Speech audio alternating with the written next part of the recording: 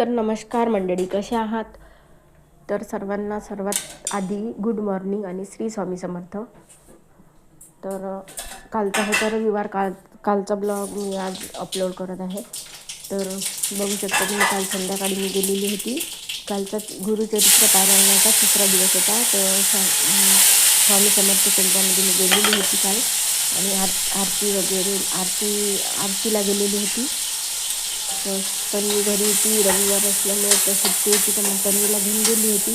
तर मग तिकडून आल्यानंतर बघू शकता, तर सकाळी केलेले होते रोजे, आणि त्याच्यातलं वरण वगैरे उरलेलं होतं, आणि दोन ते अडीच रोडगे उरले.